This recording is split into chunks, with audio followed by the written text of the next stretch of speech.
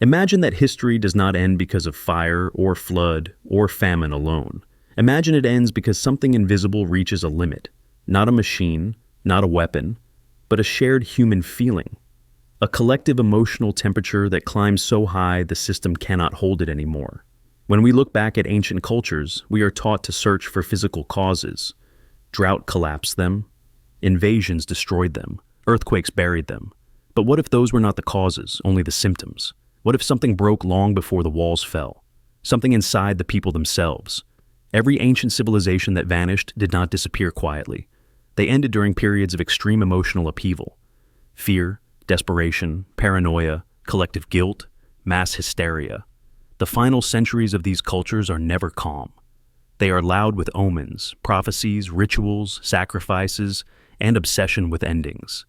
It is as if the entire civilization sensed something approaching but could not name it. They felt watched, judged, measured, and when that internal pressure crossed a certain threshold, reality itself seemed to respond. Take the sudden abandonment of great cities, places that took generations to build. With advanced planning, water systems, astronomy, governance, they were not slowly forgotten. They were left behind almost at once. Tools dropped, homes emptied, altars left mid-ritual. That is not how societies end from slow environmental decline. That is how people leave when staying feels emotionally impossible, when the atmosphere itself feels wrong, when every day carries a weight heavier than survival. In many ancient cultures, the final phase is marked by an obsession with appeasement. Gods become angrier. Rituals become bloodier. The language of inscriptions shifts from confidence to pleading. Leaders stop promising growth and start promising forgiveness. This suggests a collective emotional state of guilt and fear, not just hunger or war. It is as if the civilization believes it has done something unforgivable, even if it cannot articulate what that thing is. Almost like a child who knows they are in trouble but does not know why. Look at how often the end of a culture coincides with moral panic, witch hunts, purity laws, obsessive control over behavior.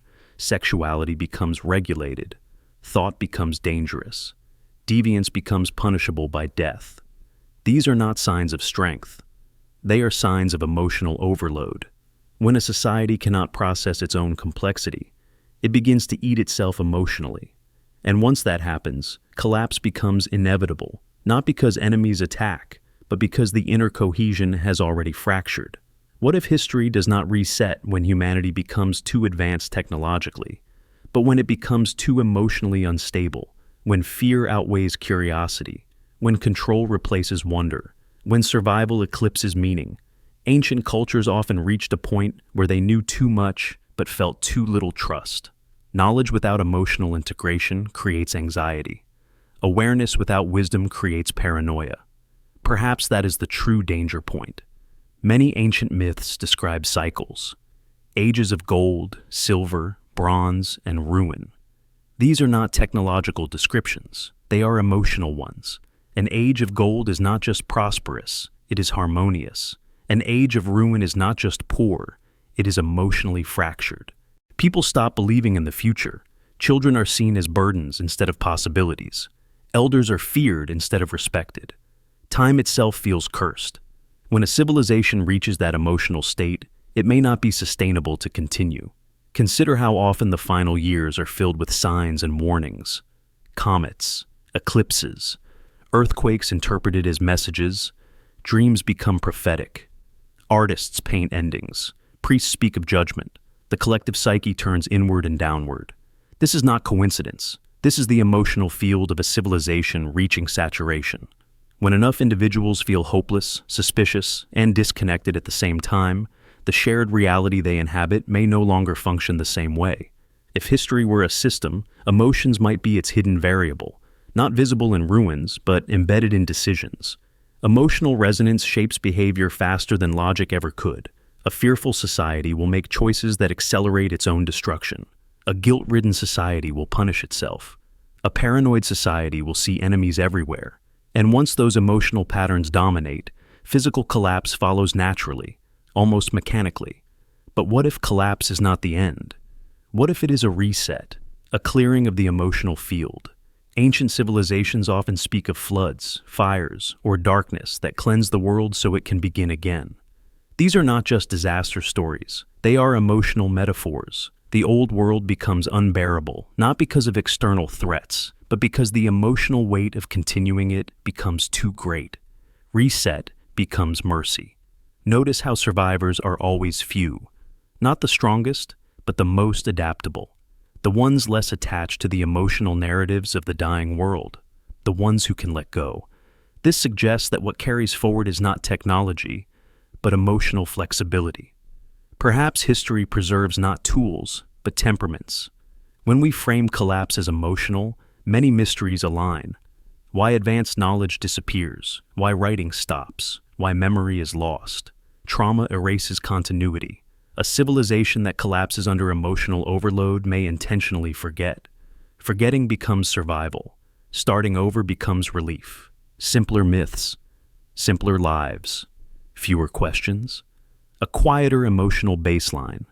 Ancient cultures may not have been destroyed by nature or enemies alone. They may have reached a collective emotional state that made continuation impossible, a point where fear, guilt, and control outweighed curiosity, play, and trust.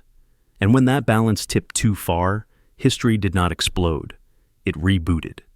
If this is true, then the ruins we study are not warnings about technology. They are warnings about ourselves, about what happens when emotional intensity grows faster than emotional wisdom, about what happens when societies feel too much fear and too little meaning at the same time. And if history resets based on emotion, then the most dangerous moment is not when we invent something powerful, but when we collectively feel cornered, exhausted, and disconnected, when hope becomes fragile, when anger becomes normal, when empathy becomes rare. That may be the true signal, not for collapse, but for reset. Ancient cultures might not have failed. They might have completed a cycle, and the trigger was not a machine, or a war, or a drought. It was a shared emotional state that crossed a line, after which the only possible future was to begin again with less memory, less complexity, and a chance to feel differently next time. Across the ruins of collapsed civilizations, there is a strange pattern that rarely makes it into textbooks. Right before the fall, right before disappearance, there are records that do not speak of weapons or droughts first, but of emotions spreading like weather. Sudden fear with no clear enemy. Grief without a single identifiable loss. Moments of mass enlightenment that feel almost manic, as if people believed they were standing at the edge of revelation itself. These records are unsettling because they suggest that collapse was preceded not by ignorance, but by overwhelming awareness. Ancient texts describe periods where entire populations believed the world was ending. Even when no immediate catastrophe was visible, farmers abandoned fields that were still fertile. Merchants stopped trading despite stable routes. Parents feared for children who were healthy. Fear detached itself from cause and became ambient, like a low-frequency hum everyone could feel but no one could locate. This kind of fear is different from survival fear. It is existential. It is the fear that something fundamental has shifted, even if nothing obvious has changed. In many cultures, we see sudden surges in apocalyptic prophecy just before collapse, not centuries before, but decades or even years before. These prophecies are not vague. They are specific, urgent, and emotionally charged. They speak of judgment, cleansing, and rebirth. What is striking is that these messages spread rapidly and are widely accepted, not dismissed. That tells us something crucial. The emotional state of the population was already primed. People were waiting for confirmation of what they already felt deep inside. Grief also appears in strange forms. Not grief for a single disaster, but a generalized mourning. Songs and poems from the final generations of some civilizations speak of loss without naming what was lost. They mourn the passing of meaning, of order, of trust in the future. This kind of grief does not come from famine alone. It comes from realizing that the story you believed in no longer makes sense, that the promises you inherited will not be fulfilled. Collective grief like this can hollow out a society long before physical destruction arrives. Then there are the records of sudden enlightenment, periods where spiritual movements explode almost overnight. People abandon old identities, social hierarchies blur. Extreme asceticism or extreme indulgence takes over. Both are signs of emotional overload. When a society feels it has reached the end of something, it often swings between transcendence and nihilism. Some try to escape the world. Others try to consume it before it disappears. Both reactions suggest the same underlying belief. This world, as it is, cannot continue. What is unsettling is how synchronized these emotional states appear. Fear spreads through cities simultaneously. Grief becomes fashionable. Enlightenment movements rise across regions without centralized coordination. This suggests something like emotional contagion on a civilizational scale, not spread by rumor alone, but by shared perception, a collective intuition that something invisible but irreversible is underway. Some ancient records describe moments of silence before collapse. Not chaos, but stillness. Markets go quiet, rituals slow. People gather not to celebrate or riot, but simply to be together. This is not the behavior of a society unaware of danger. It is the behavior of one that senses an ending, but no longer believes resistance matters. That emotional resignation is perhaps the most dangerous state of all. In other cases, the opposite happens. Panic rituals intensify. Sacrifices increase. Leaders demand emotional conformity. Fear becomes institutionalized. People are told what to feel, how to grieve, what to fear. This is an attempt to control the emotional field, to force coherence where it has already dissolved. But emotional control is not emotional stability. It is compression. And compressed emotion eventually ruptures. Enlightenment moments before collapse are particularly fascinating. Philosophies emerge that emphasize impermanence, illusion, and detachment from the world. These ideas are profound, but their timing is telling.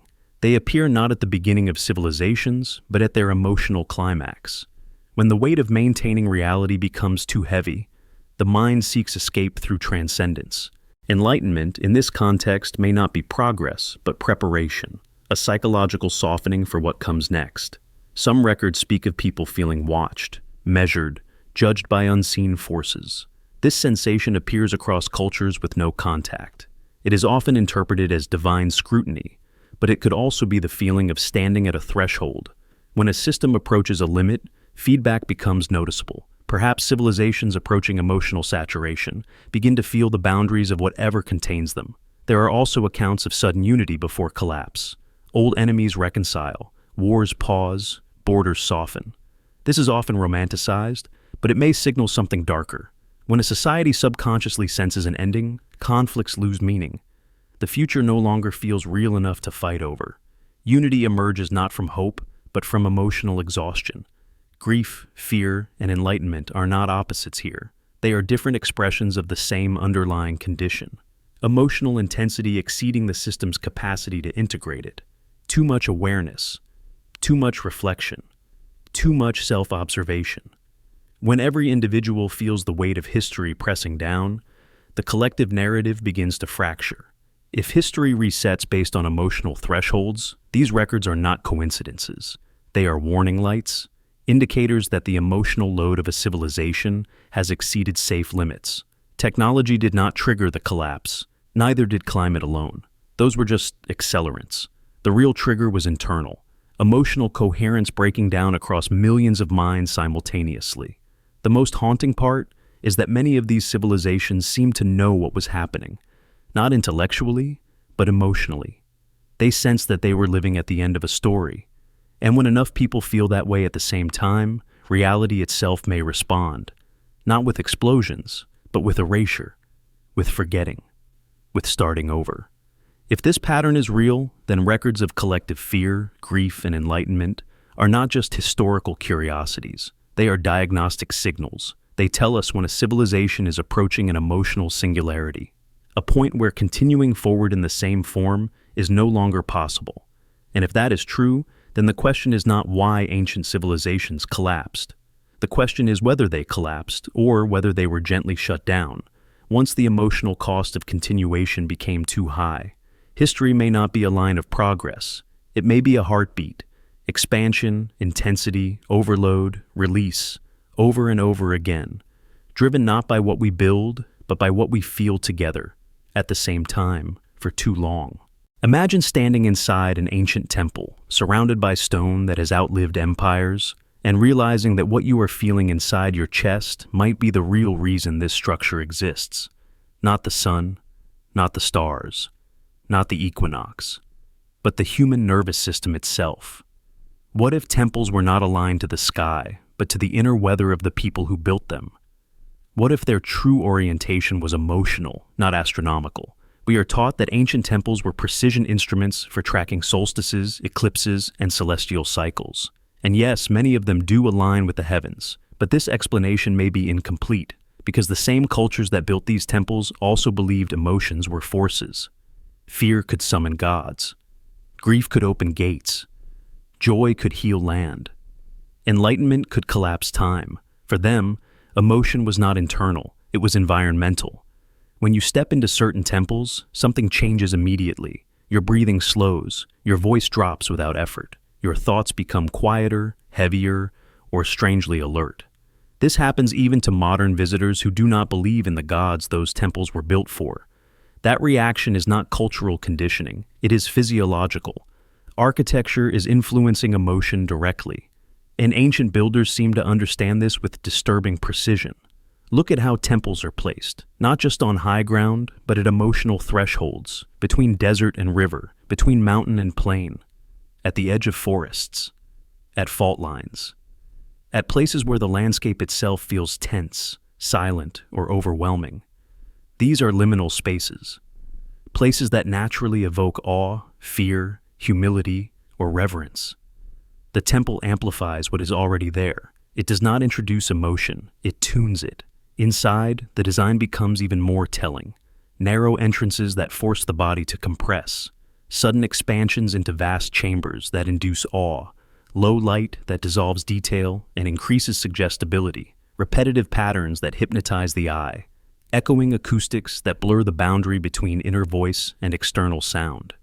These are not aesthetic accidents. These are tools for guiding emotional states. Certain temples induce fear, not terror, but insignificance.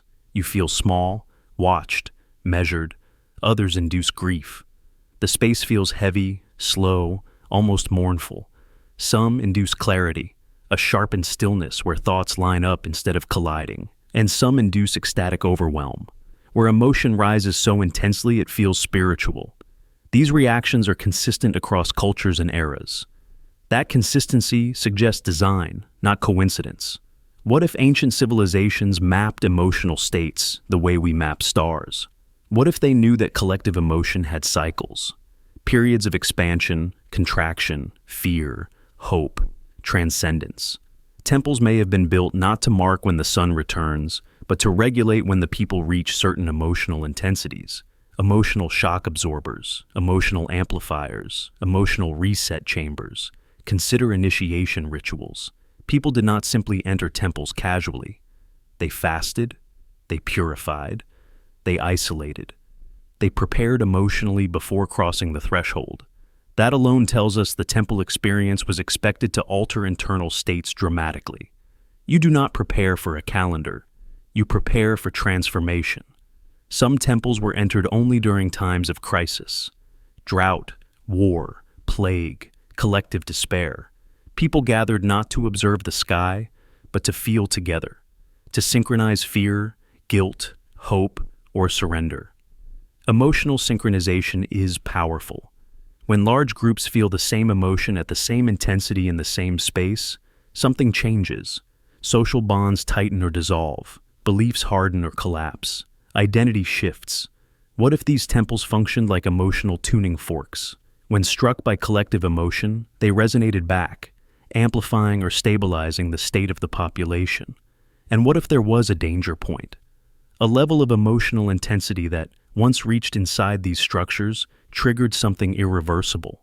Many ancient temples show signs of intentional closure, sealed chambers, buried altars, destroyed inner sanctums while outer walls remain intact. This suggests not conquest, but containment, as if something inside was no longer safe to access. If temples were emotional instruments, then sealing them may have been an attempt to prevent further emotional escalation. There are also temples that were abandoned suddenly, despite remaining structurally sound. No fire damage, no battle marks, just silence. That aligns with the idea that their function had completed, not failed, completed. When a civilization reached a certain emotional state, the temple's role ended, perhaps because the cycle itself ended. Think about how modern society lacks such spaces. We have buildings for work, consumption, entertainment, but almost none designed purely to regulate collective emotion. We suppress emotion instead of synchronizing it. We fragment instead of ritualizing. Ancient cultures may have understood that unmanaged collective emotion is dangerous, that it accumulates, that it needs architecture, ritual, and release. If history resets when humanity reaches a certain emotional threshold, temples may have been the gauges, the measurement devices, when fear became too dense, when grief became too heavy, when enlightenment became destabilizing rather than integrating. The temple experience would shift. What once calmed would intensify. What once clarified would overwhelm. That would be the signal. Not written in stone, but felt in the body. Some legends speak of temples that could not be entered anymore because people did not come out the same. Others describe inner rooms that induced madness or divine union. These are extremes of emotional amplification, and extremes suggest proximity to limits. A system nearing overload behaves unpredictably. Astronomical alignment explains when light enters a temple. Emotional alignment explains what happens when it does. Light is just the trigger. The real event occurs inside the nervous systems of the people present, a shared emotional spike, a collective resonance, possibly enough to tip a civilization from one phase into another. If temples were aligned to emotional states, then their disappearance makes sense. When a reset occurs, the emotional map is wiped. New cultures emerge with different thresholds, different tolerances, different ways of feeling. The old temples no longer work. They resonate with emotions the new society does not yet have or cannot safely access. This would explain why later civilizations often reuse temple sites but alter their function. The location still holds emotional charge, but the tuning has changed. The instrument is retuned to match the new emotional baseline of humanity after the reset. Temples, then, were not primitive observatories. They were interfaces between inner and outer reality, between individual emotion and collective fate, between continuity and reset. And if that is true, then the most dangerous alignment is not when the sun hits the altar just right, but when millions of people enter the same emotional state at the same time, inside structures designed to amplify exactly that feeling. That may have been the moment ancient civilizations crossed the line, not by building too high, but by feeling too deeply, too synchronously, without knowing what lay on the other side. If history resets based on emotion, temples were not monuments to gods, they were mirrors, and when humanity no longer recognized what it saw reflected back, the cycle ended, quietly, completely, and without leaving instructions for the next world that would rise on top of the same stones, feeling different things and believing it was the first to ever stand there. Imagine discovering that history does not only remember through ruins, myths, and broken cities, but through the human body itself. Not metaphorically, literally. Imagine that emotion does not end when a generation dies, but sinks into biology, waiting. DNA is often described as a code for building bodies, but what if it is also a record of what those bodies endured emotionally? Not memories you can recall, but pressures you inherit without consent. Modern science has already stumbled into something disturbing. Trauma leaves marks that do not fade when the original sufferer is gone. Severe fear, prolonged grief, starvation stress, and extreme helplessness alter how genes express themselves. Not the genes themselves, but the switches that turn them on and off. These changes persist across generations. Children inherit nervous systems already tuned to dangers they have never faced. They react faster, fear deeper, recover slower, without knowing why. Now, imagine this not at the scale of families, but civilizations.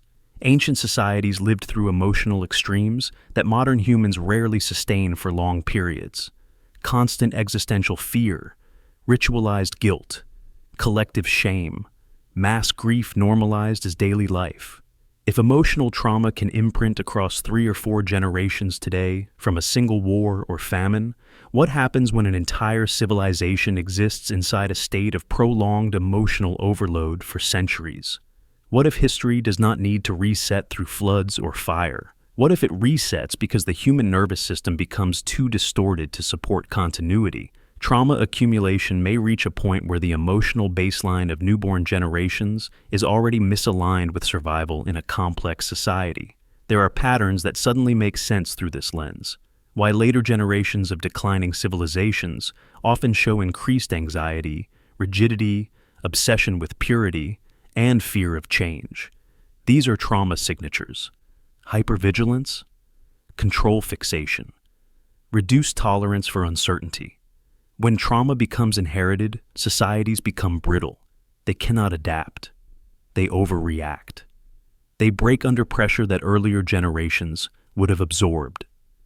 Some ancient cultures spoke of children being born weaker, stranger, or less connected to the world as collapse approached. This was interpreted as divine punishment or moral decay. But what if it was biological inheritance? What if generations born after centuries of emotional strain carried nervous systems already near overload? Think about how trauma affects perception of time. People with unresolved trauma often feel trapped in the past or frozen in anticipation of threat. They struggle to imagine a future. Entire civilizations near collapse exhibit this same pattern: obsession with ancestors, obsession with prophecy, obsession with endings. Very little genuine future building. This is not philosophical. It is neurological. DNA-based trauma inheritance could explain why advanced knowledge vanishes so completely after collapse. It is not just lost. It becomes inaccessible. A traumatized nervous system prioritizes survival over abstraction, over art, over science, over memory. Even if the information exists, the emotional capacity to engage with it may not. What if resets are not imposed externally, but emerge internally because humanity's emotional inheritance reaches an unsustainable configuration, a point where each new generation is born more emotionally burdened than the last, until complexity itself becomes painful? Ancient myths of cursed bloodlines suddenly feel less symbolic. They speak of sins passed down, not forgiven until generations later, of families doomed by ancestral actions, of entire peoples marked by invisible wounds. These myths may not be superstition. They may be early attempts to describe epigenetic trauma without the language to explain it. Consider how some civilizations practiced extreme rituals aimed at purifying blood, lineage, or ancestry. This is often dismissed as barbaric belief, but emotionally, it suggests awareness that something was wrong at a generational level, that the damage was not just in behavior, but embedded deeper. There are also myths of humanity being remade, recreated, restarted with new bodies, new blood, new breath. These stories may reflect an intuitive understanding that the old emotional imprint had to be erased, that starting over required more than new rulers or laws. It required new nervous systems.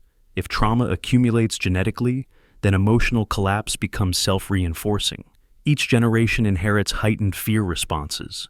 Leaders become more paranoid. Populations become more reactive. Social trust erodes faster. Conflict escalates more easily.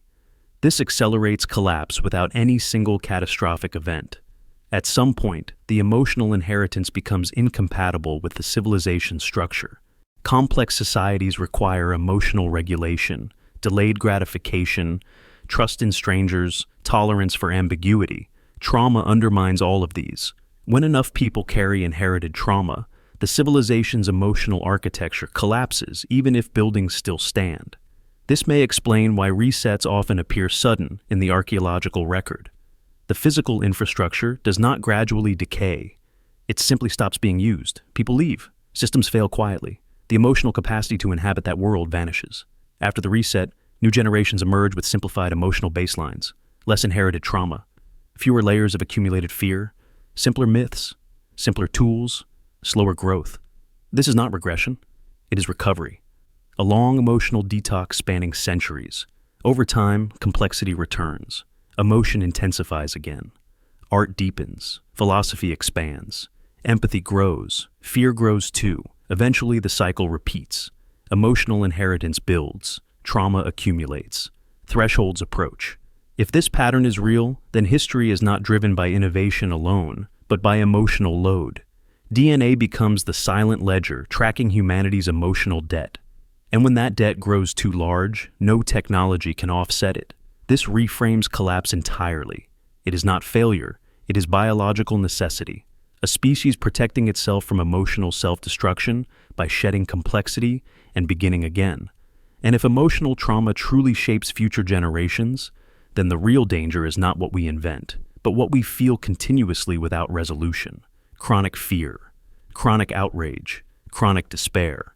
These do not vanish when headlines change. They sink into bodies, into children, into unborn generations.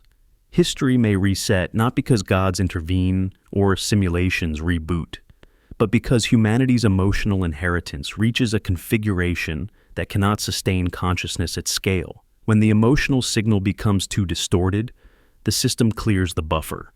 If that is true, then the most important question is not whether we will collapse technologically, but whether we can process emotion fast enough to prevent it from becoming hereditary destiny. Because once emotion becomes biology, collapse is no longer a choice, it is encoded. Every culture seems to remember a flood, but not in the way we expect. Not as a simple story of rain and rising water, but as a moral event. A moment when something inside humanity became unbearable. The language of these myths is revealing. The flood is never described as random. It comes because humanity is corrupted, loud, violent, forgetful, arrogant, or emotionally unbalanced. The water does not arrive because clouds gather. It arrives because people have become wrong in a way that cannot be corrected gradually. This is the detail we usually ignore. Flood myths are not really about water. They are about emotional saturation. In these stories, the gods do not complain about technology or tools. They complain about noise, chaos, cruelty, disrespect, and emotional disorder. Humans are said to have grown restless, aggressive, indulgent, or numb. They no longer listen. They no longer feel properly. They have lost alignment. The flood is described not as punishment, but as cleansing, a reset, a way to wash away something intangible that cannot be fixed through reform. Water, symbolically, is emotion. It flows, it overwhelms, it dissolves structure, it erases boundaries. A flood is what happens when containment fails, when too much accumulates without release, when emotional pressure exceeds the shape holding it. Look closely at the myths. The world before the flood is always described as emotionally extreme. Violence everywhere, excess everywhere, or sometimes the opposite. Emotional emptiness, indifference. People no longer care. They act without restraint or meaning. This emotional imbalance is the true trigger. The flood is the response. Survivors are never chosen because they are strong. They are chosen because they are emotionally aligned, obedient, quiet, attentive, able to listen, able to follow rhythm and order. These are emotional traits, not physical ones. The ark itself is not a boat, it is containment, a regulated emotional space capable of surviving overflow. In many flood myths, the survivors are instructed to bring balance, pairs, seeds, order, memory. The goal is not survival, but emotional recalibration. The new world must begin at a lower intensity, less noise, less chaos, less emotional distortion. If these myths were only about physical floods, we would expect geographic consistency. But floods appear everywhere, even in places with no evidence of global flooding. What is consistent is not geology, but psychology. The emotional story is the same. Humanity becomes unbearable to itself, and something resets. Some myths explicitly say this. The gods grow tired of human clamor, of constant crying, shouting, desire, and conflict. Silence becomes necessary. Water brings silence. After the flood, the world is quieter, slower, more cautious, emotionally subdued. This fits disturbingly well with the idea that history resets when emotional corruption reaches a threshold. Not corruption in the moral sense we use today, but in the systemic sense. Emotion no longer flowing healthily, fear turning into violence, desire turning into excess, grief turning into numbness, joy turning into mania, balance lost. Flood myths also emphasize forgetting. The old world is not meant to be remembered fully. Languages change, stories fragment, knowledge sinks. This is not accidental. Trauma requires forgetting to heal. Emotional overload cannot be carried forward intact. The flood wipes not just land, but memory. Notice how often floods are followed by new covenants, new rules, new emotional contracts, limits on violence, limits on desire.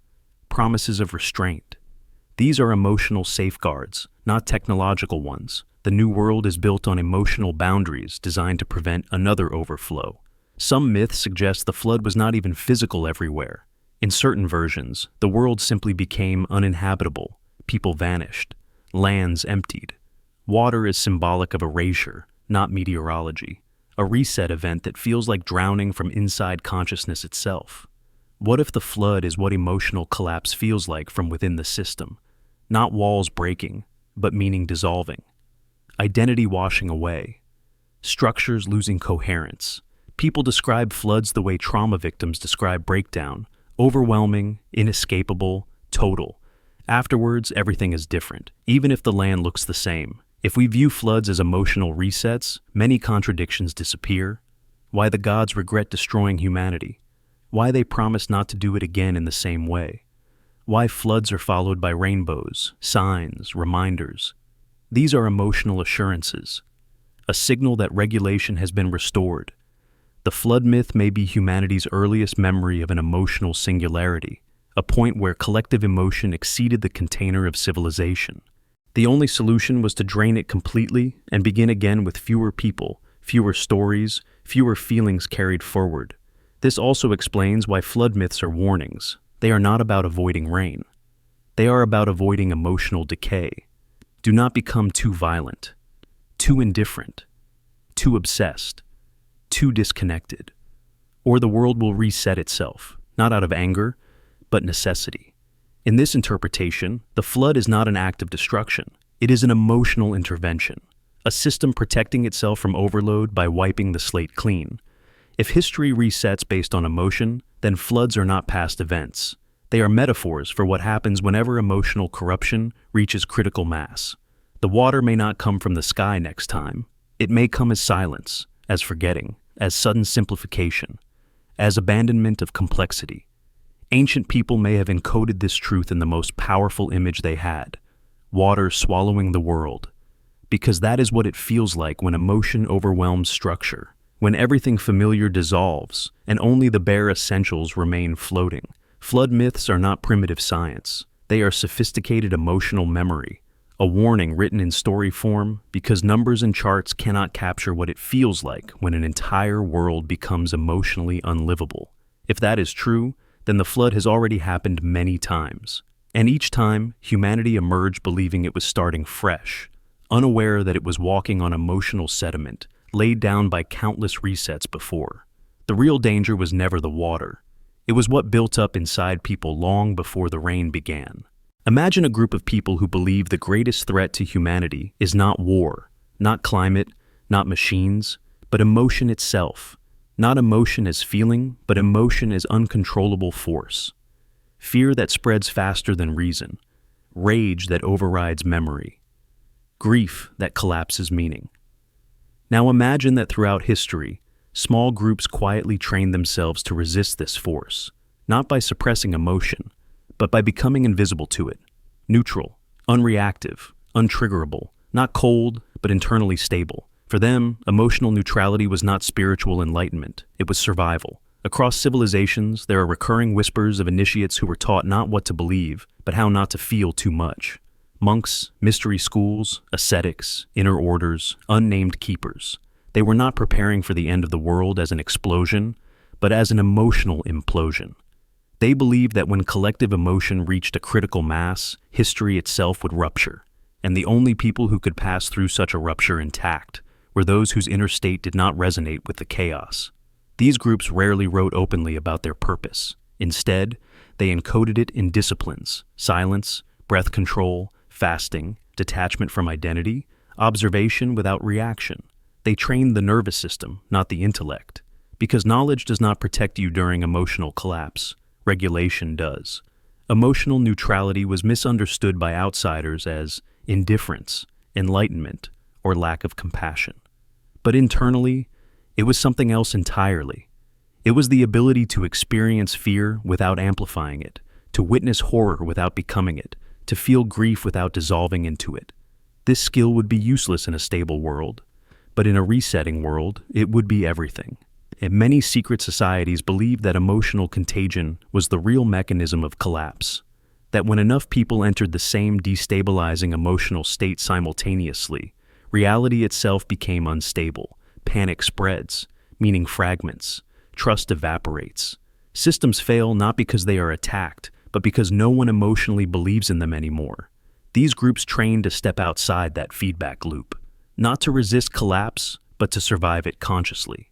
Initiations were often terrifying, not because they were cruel, but because they were designed to provoke intense emotion in a controlled environment: fear, isolation, disorientation, ego death.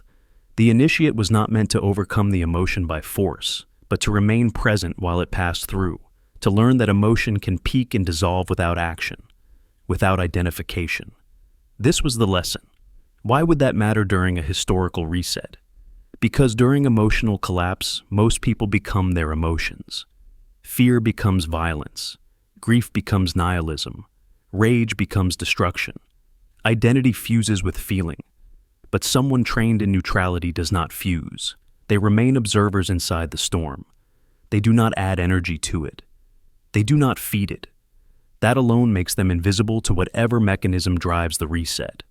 Some traditions speak of watchers, witnesses, those who pass through ages unchanged. This was not immortality of the body, it was continuity of consciousness. They believed history does not erase everything, it filters.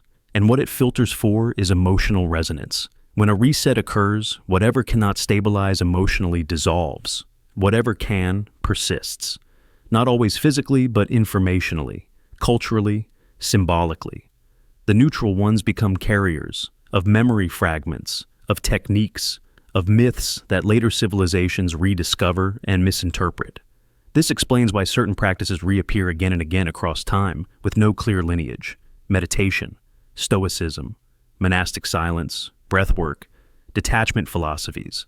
They are not cultural accidents. They are survival technologies refined over multiple cycles. Secret societies understood something unsettling, that empathy without regulation is dangerous. That passion without grounding accelerates collapse. That love without boundaries becomes possession. That outrage without restraint becomes self-destruction. So, they trained the opposite, emotional equilibrium. Not to feel less, but to feel cleanly. They believed the reset does not destroy those who suffer the most, but those who resonate the most. The ones whose emotions sync perfectly with the collective spike. The ones whose inner state amplifies the wave instead of dampening it. Neutrality breaks resonance. Think of it like sound. A glass shatters not from loudness, but from matching frequency. Emotional neutrality is changing your frequency so the shattering wave passes through without effect. Many secret orders disappeared suddenly, not because they were destroyed, but because they went underground during collapses. Emotional neutrality makes you uninteresting to violent systems. You do not provoke. You do not threaten. You do not inspire panic or worship. You pass unnoticed. This invisibility may have been intentional. Some teachings warn explicitly against emotional evangelism, against spreading fear, hope, salvation, or doom too aggressively, because intense emotion, even positive, destabilizes. These groups valued quiet continuity over dramatic change. They were not revolutionaries. They were archivists of emotional balance. In times of collapse, people search for leaders who feel strongly, who promise certainty, who mirror rage or hope. The neutral ones are ignored. That is exactly how they survive. There are also rumors of groups who believed emotional neutrality was required to access hidden knowledge, not because the knowledge was dangerous, but because an emotionally unstable mind distorts what it perceives. During resets, reality itself may behave differently. Only those with stable inner states could perceive accurately. This ties into myths of keepers who guard libraries, caves, or inner sanctums across ages. They are not guarding objects. They are guarding states of consciousness that cannot be entrusted to emotionally volatile populations. Emotional neutrality is often framed as coldness because most societies depend on emotional reactivity to function. Fear motivates obedience. Desire fuels labor. Outrage drives control. A population trained in neutrality would be difficult to govern. That is why such training was restricted, secret, initiatory, never mass-taught. These groups did not aim to stop resets. They believed resets were inevitable, necessary. What they aimed to do was persist through them, to be the thin thread of continuity connecting one cycle to the next. In this view, history is not restarted by gods or simulations blindly. It is filtered. Those who cannot regulate emotion dissolve into the reset. Those who can become the seeds of the next world.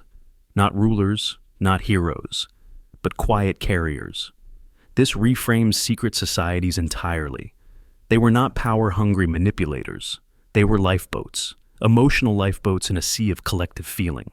And this raises an uncomfortable possibility, that emotional neutrality is not a luxury or a spiritual preference.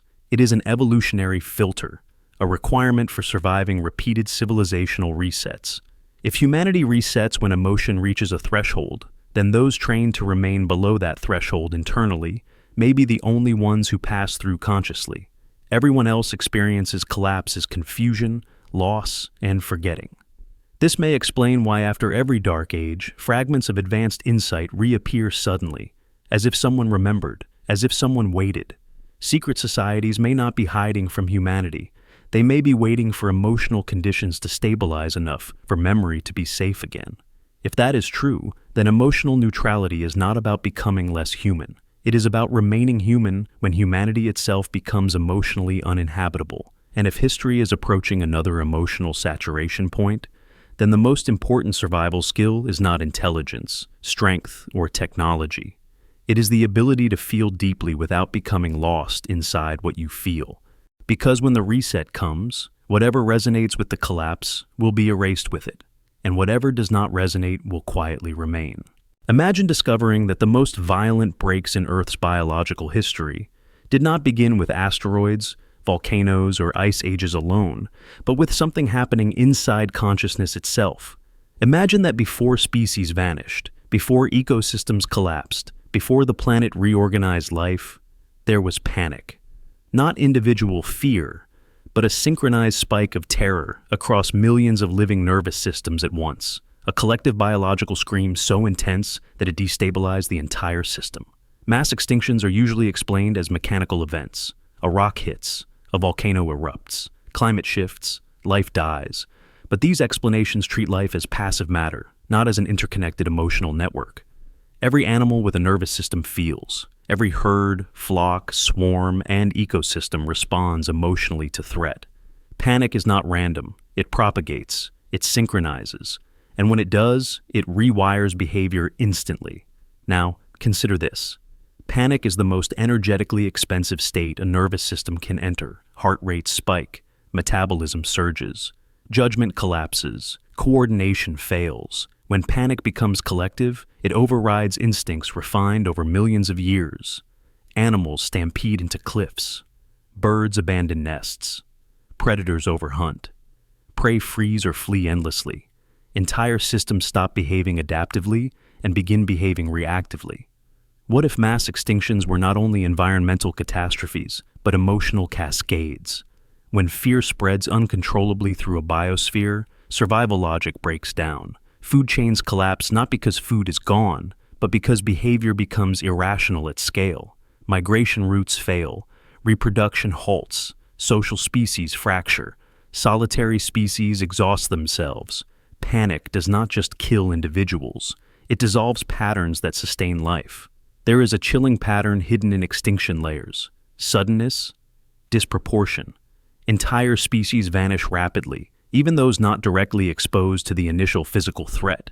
This suggests secondary collapse, something spreading faster than lava or cold, something invisible. Fear spreads faster than any environmental change. Animals sense disturbances long before physical damage arrives. Vibrations, atmospheric changes, electromagnetic shifts. These signals trigger fear responses. If those signals persist or intensify, panic becomes chronic. Chronic panic is lethal, even without injury. It suppresses immunity, disrupts reproduction, alters migration, leads to starvation in environments that still contain food. Now, imagine this happening across thousands of species simultaneously. Mass panic would not appear in fossils, but its effects would.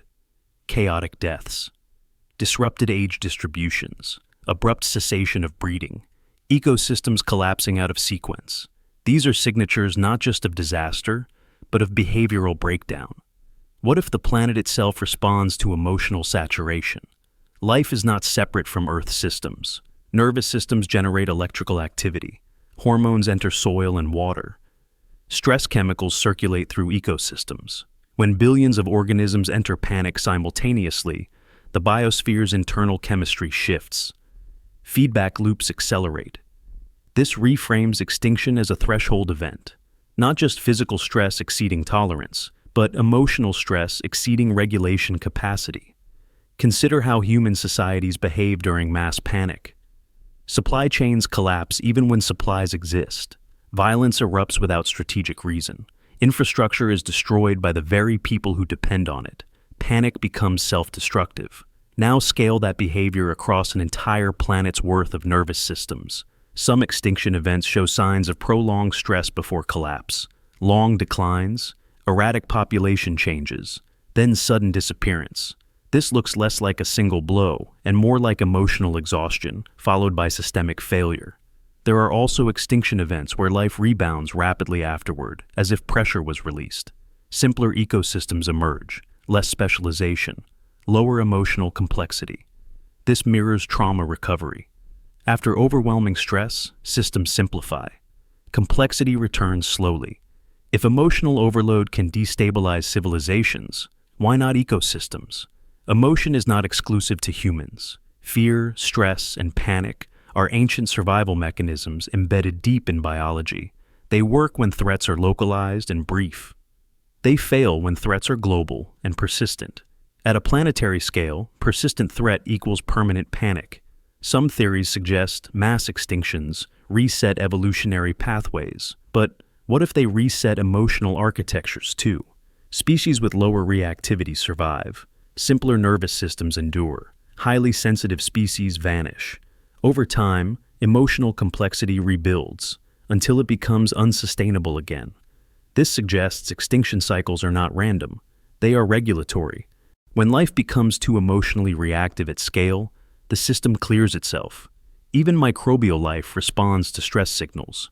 Chemical alarms spread through colonies. Entire populations change behavior simultaneously. Panic may not require a brain. It may be a fundamental property of life responding to perceived annihilation. Now connect this to humanity. If emotional panic can destabilize ecosystems, then collective human panic is not just psychological, it is ecological. It feeds back into the planet. Fear-driven decisions accelerate destruction. Violence spreads, environments degrade faster. The planet responds. What if the Earth has experienced multiple moments where life's collective fear crossed a line, not because of one event, but because of cascading perception of threat? Once enough organisms believe survival is impossible, the system collapses even if survival technically remains viable. This reframes extinction as loss of belief at a biological level. When life no longer believes in continuation, it stops investing energy into the future. There are myths of ages when animals went mad, when nature turned hostile, when the world itself seemed afraid. These stories may encode memory of emotional collapse, not just physical disaster. If mass extinctions align with peaks of collective panic, then the true danger signal is not impact or eruption, but synchronization of fear. When too many nervous systems enter survival mode simultaneously, adaptive intelligence collapses. The planet does not kill life. Life exhausts itself. And after the panic passes, what remains is quiet, empty niches, a simpler world, a reset. If this is true, then extinction is not an accident. It is an emotional failsafe, a way for life to reboot when fear overwhelms intelligence. This also implies something deeply unsettling, that consciousness itself carries risk. That awareness amplifies fear. That as life becomes more sensitive, more aware, more emotionally complex, it approaches a limit. Civilizations, species, entire biospheres may all face the same boundary. Too much panic at once ends the story. And if humanity is now capable of synchronizing fear globally in real time, then we are not just risking social collapse. We may be approaching an emotional condition that life itself has historically responded to with reset. Not because we are evil, not because we are advanced, but because fear, once it spreads unchecked, becomes incompatible with complexity. History may remember extinctions as geological layers, but the true cause may have been written in the invisible language of nervous systems overwhelming themselves. And if that pattern holds, then the most dangerous thing a species can do is not alter the climate or split the atom. It is to panic together for too long without release. Because when panic becomes planetary, life does not adapt. It clears the board. Imagine walking into a monastery expecting shelves of books, only to find silence, diagrams, symbols, strange geometric layouts, repeated chants, breathing patterns, and ritual movements that look nothing like education as we understand it. What if these places were never meant to preserve knowledge in words? What if they were preserving something far more fragile and dangerous? Emotional maps. Charts not of land or stars, but of interstates that humanity repeatedly loses every time history resets. Texts burn, libraries collapse, languages die, but emotional states survive only if they are embodied. Monasteries may have understood this better than any empire. They did not trust writing to survive collapse. They trusted nervous systems, breath, posture, rhythm, silence, repetition. These were not spiritual aesthetics. They were storage devices.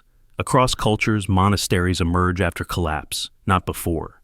They appear in the quiet aftermath of emotional catastrophe. The world has simplified. Complexity has been stripped away. And in that emptiness, small groups begin preserving something subtle. Not technology, not politics, but emotional orientation. How to feel without breaking. How to experience fear without becoming it. How to carry grief without collapsing society again. Many monasteries are strangely uninterested in history as a linear story. Dates blur. Kings disappear. Wars are mentioned vaguely, if at all. Instead, there is obsession with inner states.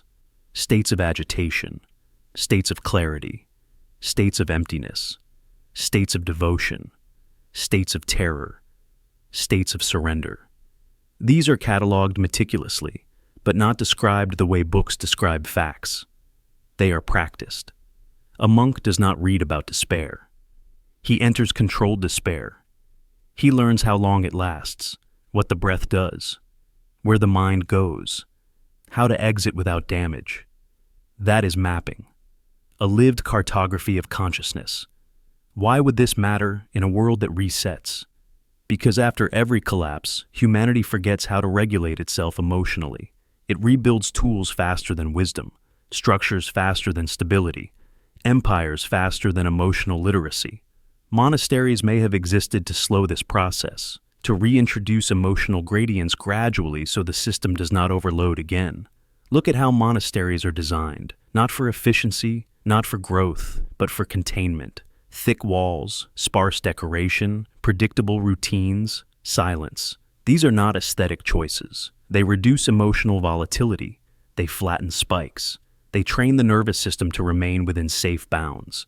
Some monasteries include labyrinths, not puzzles, but walking patterns, slow turns, repetition. This regulates emotion through motion. Others use chanting at specific frequencies that entrain breathing and heart rate. Others use fasting to observe emotional response to deprivation without societal consequences. These are experiments, emotional experiments preserved across generations. If monasteries were preserving emotional maps, it explains why they appear disconnected from mainstream society. The maps are dangerous if misused. Emotional amplification in the wrong population can trigger collapse. These charts could not be mass published. They had to be guarded. Certain teachings are deliberately vague, paradoxical, impossible to quietly read and understand. You must experience them under supervision. This prevents misuse.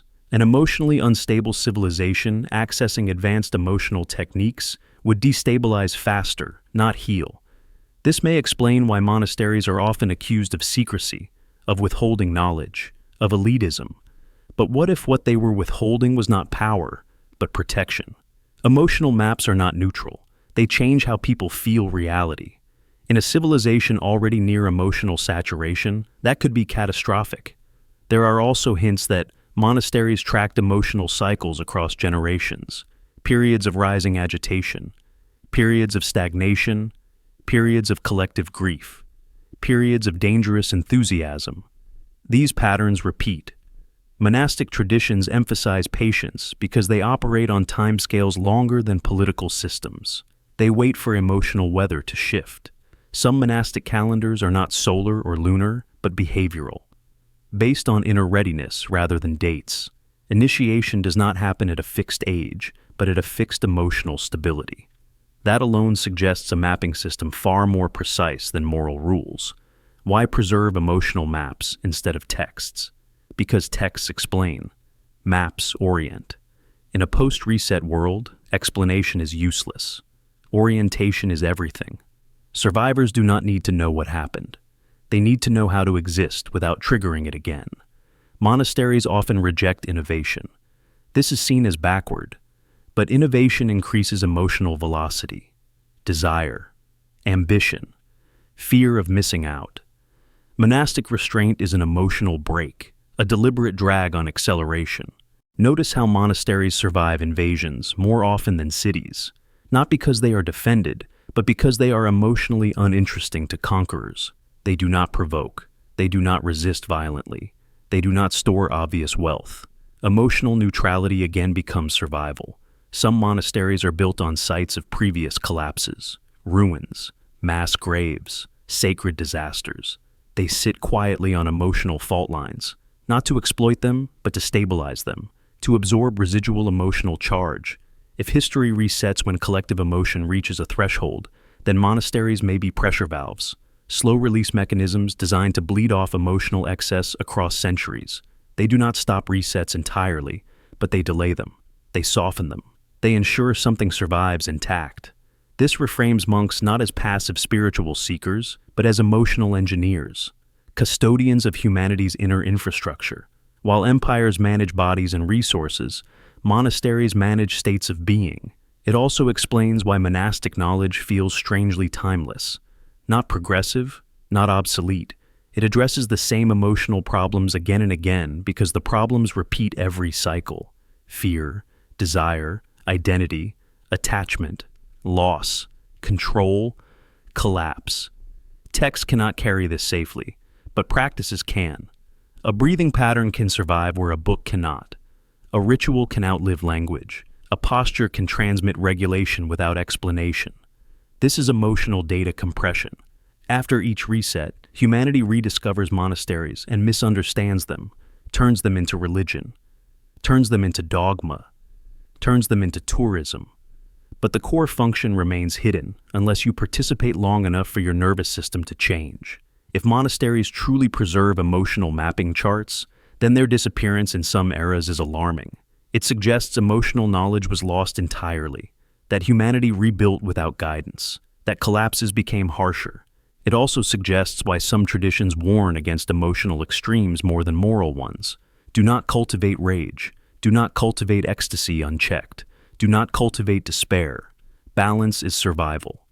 This makes monasteries less about escaping the world and more about ensuring the world can exist at all. If history resets when emotion exceeds capacity, then monasteries are the memory of capacity. How much fear can be held? How much grief can be processed? How much awareness can be integrated without rupture? They are not libraries of ideas. They are maps of what the human nervous system can safely carry.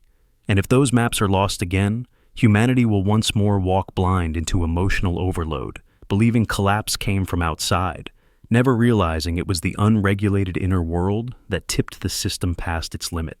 Perhaps monasteries exist because someone, long ago, survived a reset and understood that the most important knowledge is not how to build the world, but how to feel inside it without destroying it.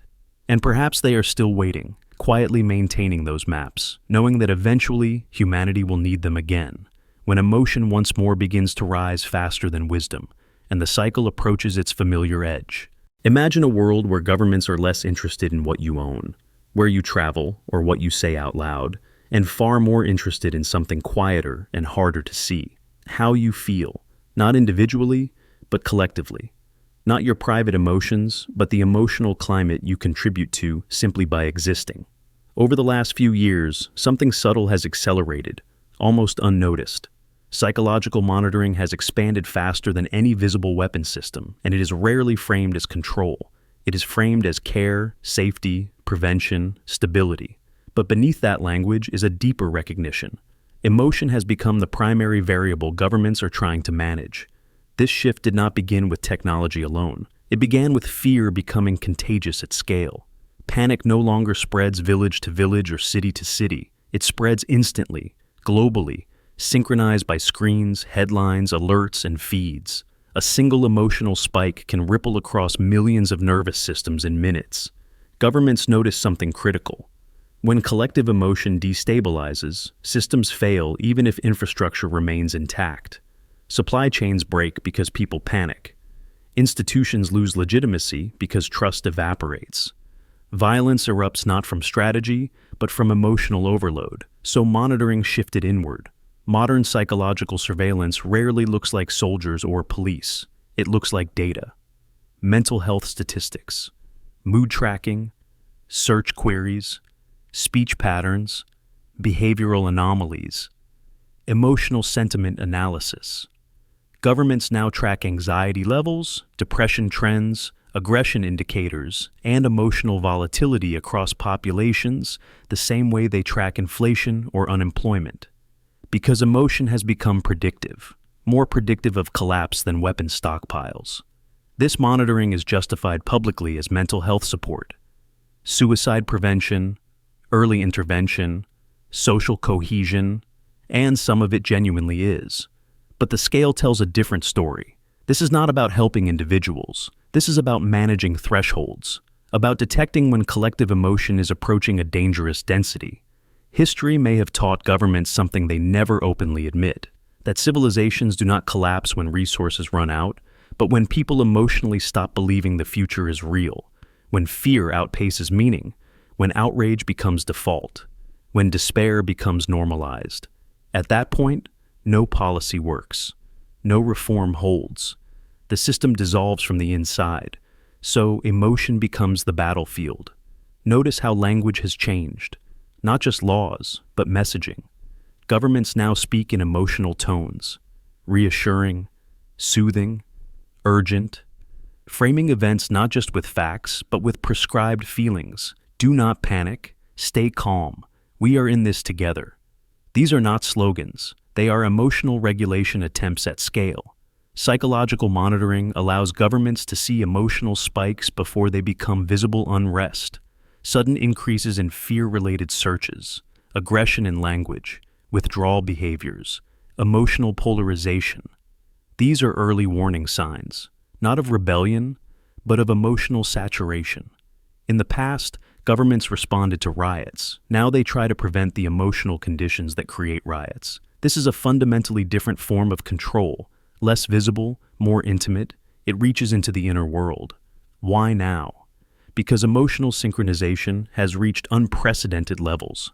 Humanity has never been this emotionally entangled. Millions of people feeling the same fear at the same time, the same grief, the same outrage, the same existential uncertainty. This is historically new, and it is dangerous in a way previous eras never faced. If history resets when collective emotion reaches a threshold, then modern governments may be unconsciously trying to delay or prevent that reset. Not through force, but through emotional dampening, slowing spikes, flattening curves of fear and rage, encouraging emotional numbness over emotional volatility. This explains why extreme emotional expression is increasingly flagged as risk, why platforms suppress panic-inducing content, why narratives are managed, why emotional extremes, not just misinformation, are targeted. It is not about truth alone, it is about emotional impact. Some governments openly discuss societal resilience as a psychological property, not military resilience, emotional resilience, the ability of a population to absorb shock without cascading panic. This is not accidental language. It reflects a recognition that panic is the true weapon of mass destruction. There is also a darker implication. If emotional neutrality is a survival trait during resets, then psychological monitoring is not just defensive, it is selective. It identifies which populations are emotionally volatile and which are stable, which groups amplify fear and which dampen it. Toward governable populations, toward emotional predictability, psychological monitoring makes that distinction measurable. Governments may not consciously believe in historical resets driven by emotion, but their behavior aligns with that pattern. They act as if emotional collapse is the true existential threat. They act as if panic must be prevented at all costs, even if truth, freedom, or complexity suffer. This also explains the growing emphasis on mental health normalization. Therapy language everywhere, emotional self-regulation promoted as civic responsibility. Manage your anxiety. Do not spread fear. Take care of your mental state. These messages are not just compassionate, they are systemic safeguards. A population trained to regulate emotion is easier to stabilize, less likely to trigger cascades, less likely to synchronize into panic. But there is a paradox here. Monitoring emotion too aggressively can itself create fear. Being watched emotionally destabilizes trust. People begin to suppress rather than process.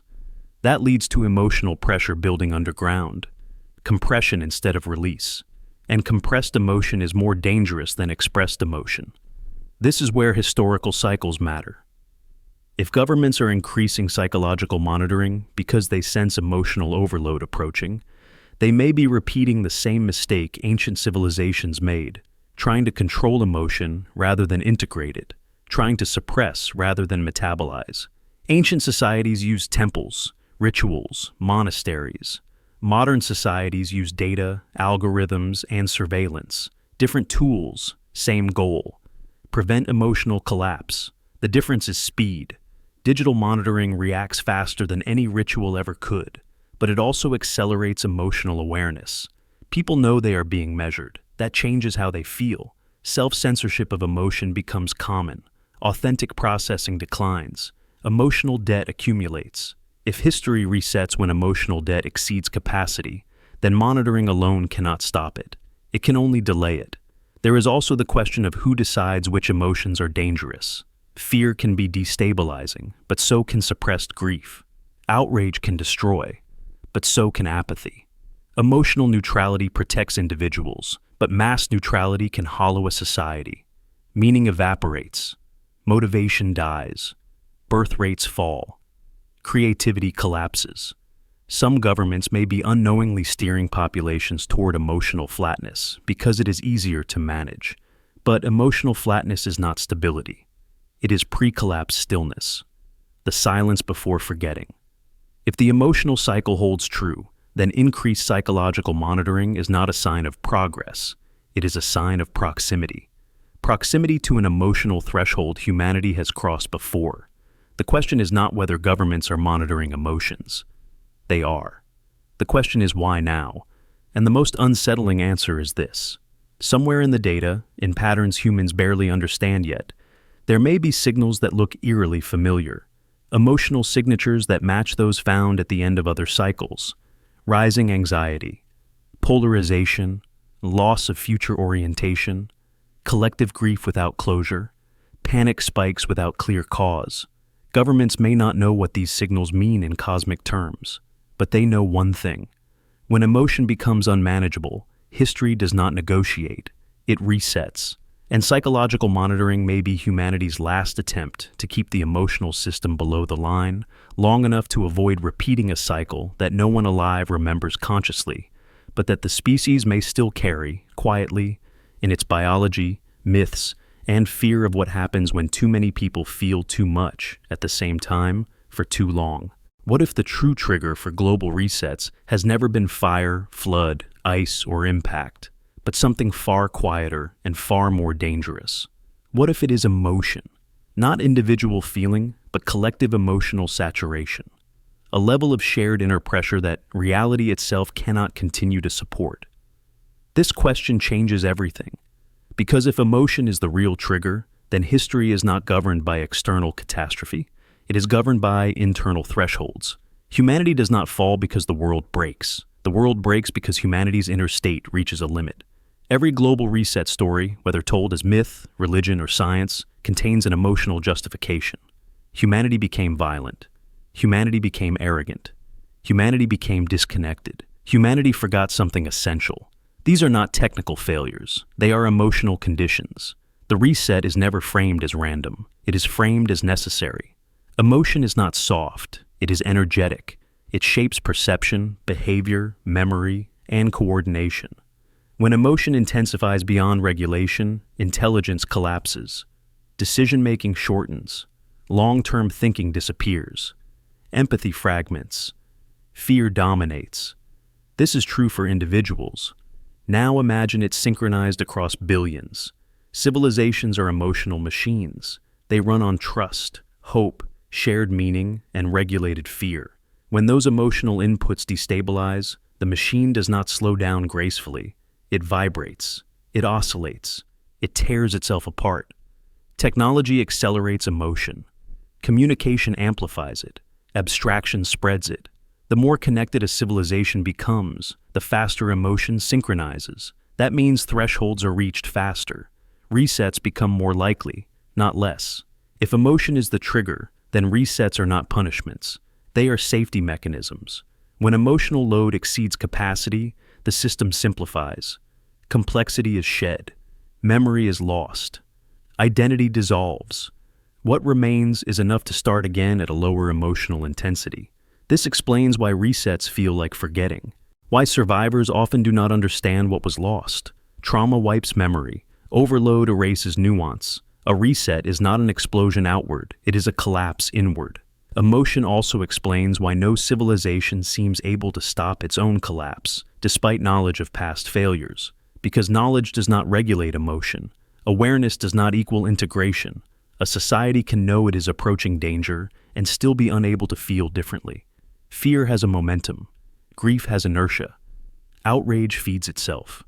When emotional loops lock in, they override reason. At that point, history is no longer being written consciously. It is being enacted automatically. If emotion is the trigger, then the most dangerous moments are not wars or disasters. They are periods when the future feels unreal, when people cannot imagine continuity, when children feel like burdens, when meaning evaporates. These are emotional red flags that precede every known collapse. Global resets may occur when the collective nervous system enters a state analogous to shock. In shock, the body shuts down non-essential functions to survive. A reset may be the planetary equivalent. Non-essential complexity is dropped. Culture, technology, memory, identity are stripped away until baseline survival can resume. This reframes extinction, collapse, and dark ages not as failures, but as recoveries. Brutal recoveries, unconscious recoveries, but recoveries nonetheless. If emotion is the trigger, then gods, simulations, aliens, or fate are not required to explain resets. The mechanism is endogenous, built into consciousness itself. Awareness without regulation destabilizes. Complexity without emotional literacy self-destructs. This also explains why every era believes it is uniquely broken. Emotional overload feels unprecedented from the inside. Each civilization thinks its fear is new. Its grief is deeper. Its crisis is singular. But the pattern repeats because the trigger repeats. Emotion does not scale infinitely. Consciousness does not scale infinitely. There is a carrying capacity. When exceeded, reset follows. If that is true, then the most important survival technology is not external, it is internal. Emotional regulation at scale, the ability to feel deeply without synchronizing destructively, the ability to experience fear without amplifying it, grief without drowning in it, hope without mania, meaning without rigidity. History may not be a story of progress interrupted by disaster. It may be a rhythm, build complexity, increase awareness, accumulate emotion, reach saturation, reset, repeat. And if emotion is the real trigger, then the question facing humanity now is not whether we are advanced enough to survive the future. It is whether we are emotionally regulated enough to deserve continuity, because if the past is any indication, the reset does not wait for permission. It waits for the moment when too many minds feel too much, too fast, without the capacity to hold it. And then quietly, without drama, history lets go.